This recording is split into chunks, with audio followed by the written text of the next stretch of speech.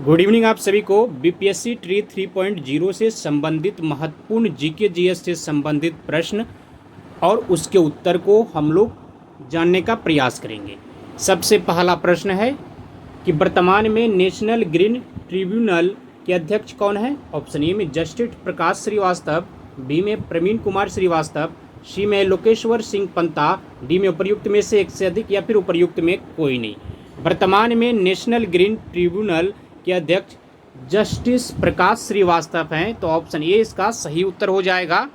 अगला प्रश्न हम लोग देख लेते हैं कि अप्रैल 2024 में मरणोपरांत भारत रत्न से सम्मानित बिहार के पूर्व मुख्यमंत्री कर्पूरी ठाकुर किस उपनाम से प्रसिद्ध है। ऑप्शन ए में लोकनायक, बी में है बिहार केसरी, सी में है जननायक, डी में उपर्युक्त में से एक से अधिक या फिर उपर्युक्त में से कोई नहीं। पूर्व मुख्यमंत्री कर्पूरी ठाकुर जननायक के उपनाम से विख्यात है, तो ऑप्शन सी इसका सही हो जाएगा। लोकनायक के नाम से जयप्रकाश नारायण को जाना जाता है। तो अगला प्रश्न हम लोग देख लेते हैं कि किस देश के राष्ट्रपति इमैनुअल मैक्रॉन भारत के गणतंत्र दिवस समारोह 2024 के मुख्य अतिथि बने हैं। ऑप्शन ए में फ्रांस, बी में अमेरिका, सी में मिस्र, डी में उपर्युक्त में से एक से अधिक या फिर उपर्युक्त में से कोई नहीं। तो वह फ्रांस देश के हैं, तो ऑप्शन ए इसका सही उत्तर हो जाएगा। अगला प्रश्न है कि ताप का असाई मात्रक क्या होता है। ऑप्शन ए में है केल्विन, बी में है कैंडेला, सी में है एम्पियर, डी में है कैलोरी और ई में प्रयुक्त में से कोई नहीं। तो इसका सही उत्तर हो जाएगा केल्विन होता है ताप का असाई मात्रक। ऑप्शन ए इसका सही उत्तर है। अगला प्रश्न है कि निम्न में से किस समूह की सभी राशियों सदिश है। ऑप्शन ए में संवेग, त्वरण, बल, बी में विस्थापन, भार, विद्युत धारा और सी में विद्युत तीव्रता, बल, आघूर्ण, चुंबकीय क्षेत्र और डी में उपयुक्त सभी या फिर उपर्युक्त में से कोई नहीं। तो इसका सही उत्तर हो जाएगा उपयुक्त सभी जो है वह सदिश राशियों हैं, तो ऑप्शन डी इसका सही उत्तर हो जाएगा। अगला प्रश्न है कि निम्न में किस समूह की सभी राशियों अदिश है। ऑप्शन ए में समय, चाल, द्रव्यमान, बी में ताप, दाब, ऊर्जा और सी में आयतन, घनत्व और कार्य और डी में उपयुक्त सभी और ई में उपर्युक्त में से कोई नहीं। तो इसका सही उत्तर हो जाएगा सभी जो राशियों हैं यह अदिश राशि है, तो ऑप्शन डी इसका सही उत्तर हो जाएगा। अगला प्रश्न है कि पदार्थ के परमाणुवाद के प्रणेता कौन थे।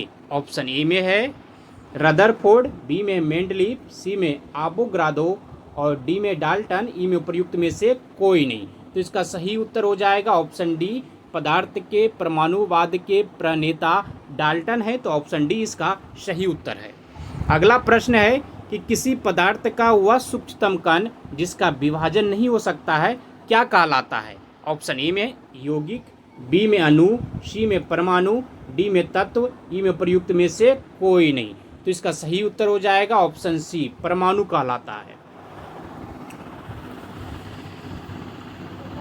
अगला प्रश्न हम लोग देख लेते हैं कि निम्न में कौन सा युग्म सुमेलित नहीं है। एक बगल है आविष्कार और दूसरा बगल दिया गया है आविष्कारक।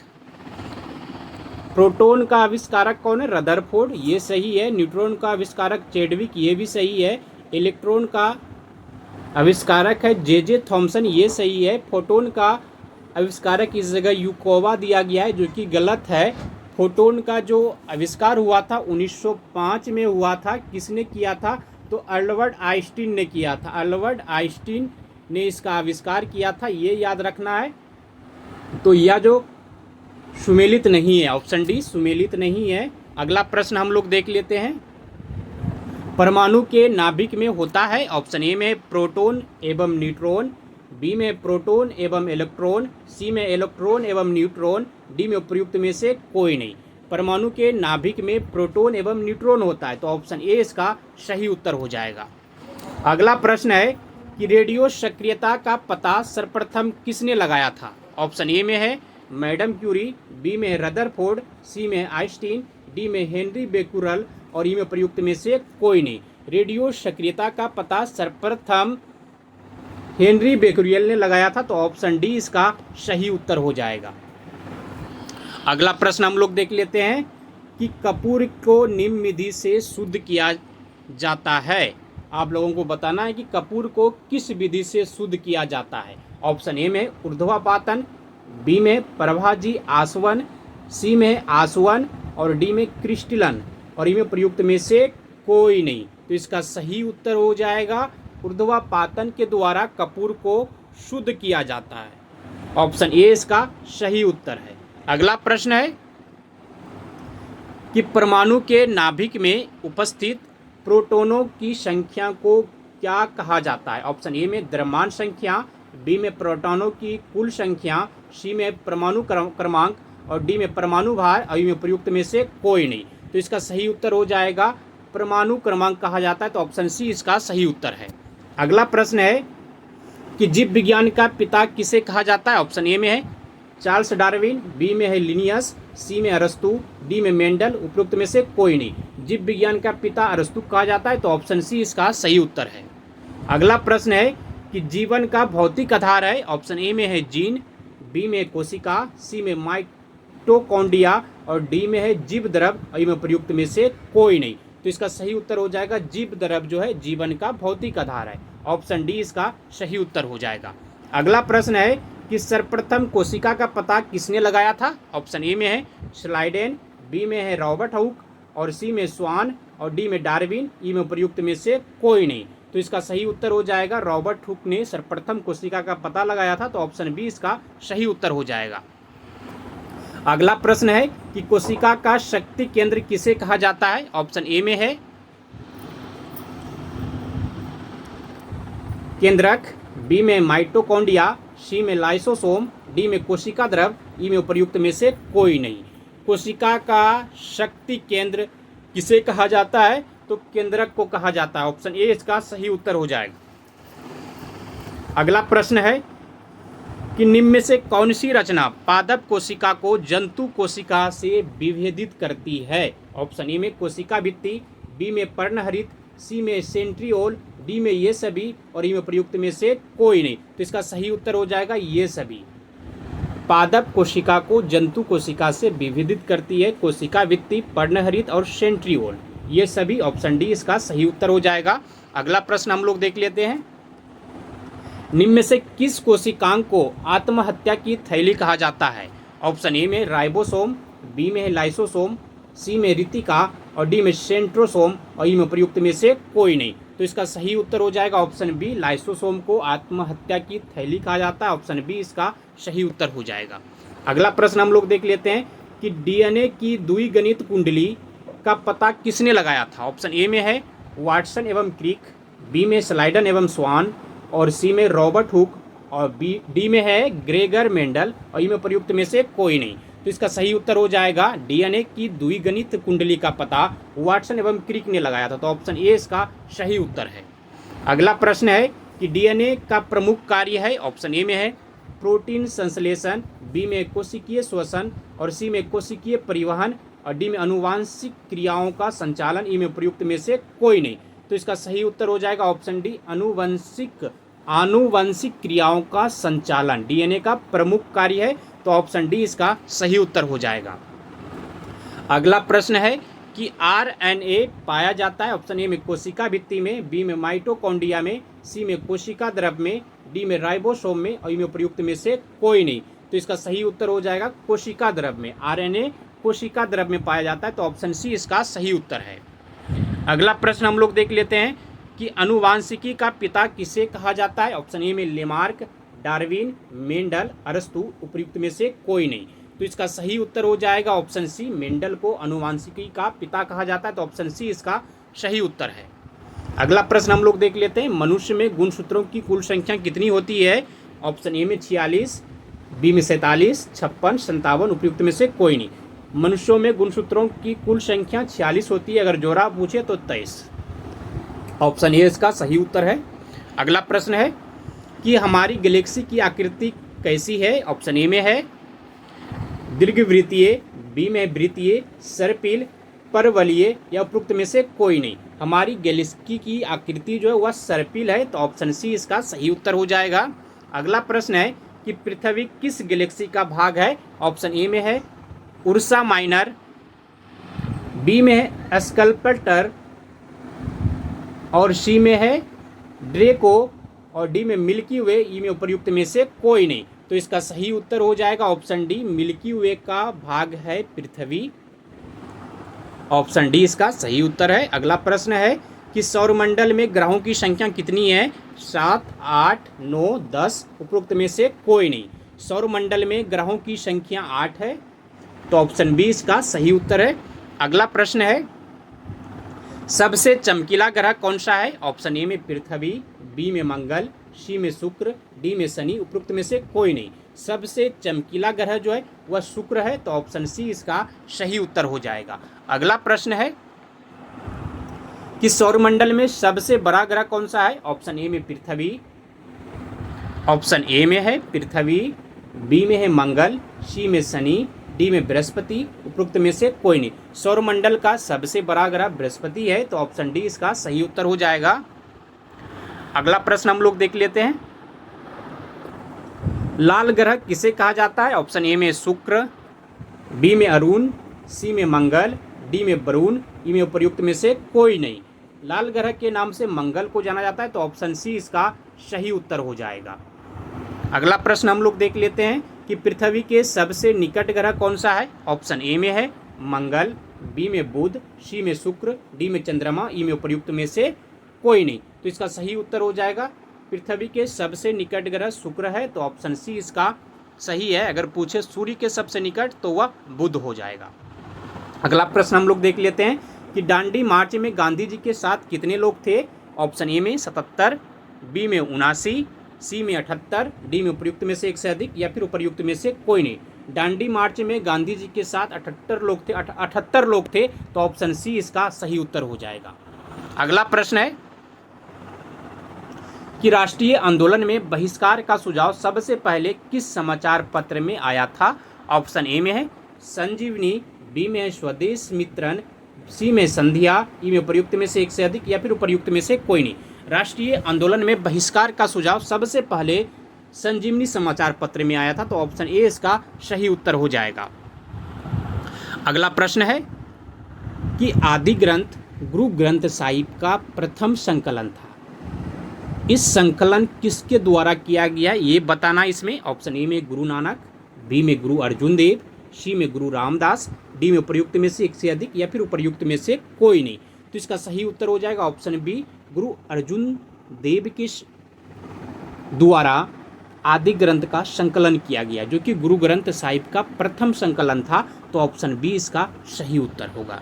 अगला प्रश्न हम लोग देख लेते हैं कि इनमें से कौन सा नेता गांधी जी के चंपारण सत्याग्रह में उनके साथ मौजूद नहीं थे? ऑप्शन ए में डॉक्टर राजेंद्र प्रसाद, बी में CR दास यानी चित्तरंजन दास और सी में मौलाना मजहरुल हक और डी में उपर्युक्त में से एक से अधिक, उपर्युक्त में से कोई नहीं। तो इसका सही उत्तर हो जाएगा ऑप्शन बी, चित्तरंजन दास जो है गांधी जी के साथ चंपारण सत्याग्रह में मौजूद नहीं थे, बाकी ये दोनों थे डॉक्टर राजेंद्र प्रसाद, मौलाना मजहरुल हक। तो ऑप्शन बी इसका सही उत्तर हो जाएगा। अगला प्रश्न हम लोग देख लेते हैं कि किस भारतीय राज्य की मुख्य भूमि की तटरेखा सबसे लंबी है? केरल, गुजरात, महाराष्ट्र, उपर्युक्त में से एक से अधिक या फिर उपर्युक्त में से कोई नहीं। तो गुजरात का जो तटरेखा है वह सबसे लंबा है, ऑप्शन बी इसका सही उत्तर हो जाएगा। अगला प्रश्न हम लोग देख लेते हैं, निम्नलिखित में से कौन सा राज्य पूर्वोत्तर भारत के 7 सिस्टर राज्यों का सदस्य नहीं है? ऑप्शन ए में है त्रिपुरा, बी में है मेघालय, सी में है सिक्किम और डी में प्रयुक्त में से एक से अधिक या फिर इनमें से कोई नहीं। आप लोगों को बताना है इसमें कौन सा ऐसा राज्य है जो कि 7 सिस्टर का सदस्य नहीं है। कहने का अर्थ है कि पूर्वोत्तर राज्य नहीं है, तो इसका सही उत्तर हो जाएगा सिक्किम पूर्वोत्तर राज्य नहीं है। 7 सिस्टर में कौन कौन आता है? त्रिपुरा यहाँ पर दे दिया गया है, मेघालय दे दिया गया है, बाकी अरुणाचल प्रदेश, असम, मणिपुर, मिजोरम और नागालैंड। उसके बाद ये 7 जो है 7 सिस्टर में आते हैं। अगला प्रश्न हम लोग देख लेते हैं गोबी मरुस्थल निम्नलिखित में से किस महाद्वीप में स्थित है? ऑप्शन ए में है यूरोप, बी में अफ्रीका, सी में एशिया, डी में उपर्युक्त में से एक से अधिक या फिर उपर्युक्त में से कोई नहीं। तो इसका सही उत्तर हो जाएगा ऑप्शन सी एशिया। गोबी मरुस्थल एशिया महाद्वीप में स्थित है, तो ऑप्शन सी इसका सही उत्तर हो जाएगा। अगला प्रश्न हम लोग देख लेते हैं कि महाविस्फोट सिद्धांत का प्रतिपादक कौन था? ऑप्शन ए में है थॉमस गोल्डक्लिया, बी में जॉर्ज लेमेत्रे, सी में डॉक्टर एलन स्यूंडेस और ई में उपर्युक्त में से एक से अधिक या फिर उपर्युक्त में से कोई नहीं। तो इसका सही उत्तर हो जाएगा जॉर्ज लेमेत्रे महाविस्फोटक सिद्धांत का प्रतिपादक था, तो ऑप्शन बी इसका सही उत्तर हो जाएगा। अगला प्रश्न है कि भारत का कौन सा राज्य सोने का सबसे बड़ा उत्पादक राज्य है? ऑप्शन ए में हो जाएगा तेलंगाना, बी में कर्नाटक, सी में छत्तीसगढ़, उपर्युक्त में से एक से अधिक या फिर इनमें से कोई नहीं। भारत का कर्नाटक राज्य जो है वह सबसे बड़ा सोना का उत्पादक राज्य है, तो ऑप्शन बी इसका सही उत्तर हो जाएगा। अगला प्रश्न हम लोग देख लेते हैं कि मिश्रित अर्थव्यवस्था मिश्रित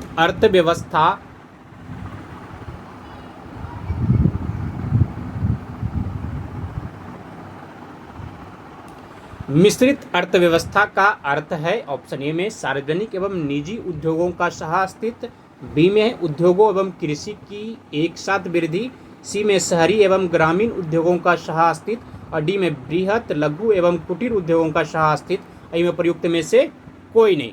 तो इसका सही उत्तर हो जाएगा ऑप्शन ए सार्वजनिक एवं निजी उद्योगों का सह अस्तित्व। तो ऑप्शन ए इसका सही उत्तर हो जाएगा। अगला प्रश्न है कि अर्थव्यवस्था के प्राथमिक क्षेत्र में शामिल किए जाते हैं। क्या शामिल किए जाते हैं? कृषि, उत्खनन, वन, ये सभी या उपर्युक्त में से कोई नहीं। तो इसका सही उत्तर हो जाएगा ये सभी जो है ये अर्थव्यवस्था के प्राथमिक क्षेत्र में शामिल किए जाते हैं, कृषि, उत्खनन और वन। तो ऑप्शन डी इसका सही उत्तर है। अगला प्रश्न हम लोग देख लेते हैं कि अर्थव्यवस्था में द्वितीयक क्षेत्र के अंतर्गत शामिल किए जाते हैं। ऑप्शन ए में है बिजली, गैस, लौह इस्पात, उपरोक्त सभी, इनमें से कोई नहीं। तो इसका सही उत्तर हो जाएगा ऑप्शन डी, ये सभी जो है द्वितीयक क्षेत्र में आते हैं, बिजली, गैस, लौह इस्पात। अगला प्रश्न हम लोग देख लेते हैं अर्थव्यवस्था में तृतीयक क्षेत्र का संबंध है किससे है? परिवहन, व्यापार, डाक सेवा, ये सभी तृतीयक क्षेत्र में आते हैं। तो ऑप्शन डी इसका सही उत्तर है। अगला प्रश्न है कि सेवा क्षेत्र अर्थव्यवस्था के किस क्षेत्र को कहा जाता है? तो सेवा क्षेत्र अर्थव्यवस्था किस क्षेत्र को कहा जाता है? ऑप्शन ए में प्राथमिक, बी में द्वितीयक, सी में तृतीयक, डी में चतुर्थक और ई में उपर्युक्त में से कोई नहीं। तृतीयक क्षेत्र को सेवा क्षेत्र कहा जाता है, तो ऑप्शन सी इसका सही उत्तर हो जाएगा। अगला प्रश्न है कि भारत में सबसे पहले किसने राष्ट्रीय आय का अनुमान लगाया था? ऑप्शन ए में रमेश दत्त मजूमदार, बी में विश्वेश्वरैया और सी में दादाभाई नौरोजी, डी में अरविंद घोष और ई में प्रयुक्त में से कोई नहीं। भारत में सबसे पहले दादाभाई नौरोजी ने राष्ट्रीय आय का अनुमान लगाया था, तो ऑप्शन सी इसका।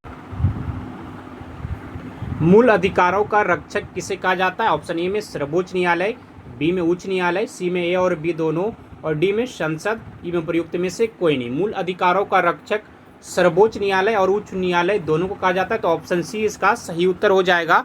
अगला प्रश्न हम लोग देख लेते हैं कि निम्न में से किस अनुच्छेद के द्वारा 6 से 14 वर्ष तक के बच्चों के लिए शिक्षा का अधिकार मूल अधिकार माना गया है? ऑप्शन ए में है अनुच्छेद 20, बी में अनुच्छेद 21A, सी में अनुच्छेद 21, डी में अनुच्छेद 22, ई में उपर्युक्त में से कोई नहीं।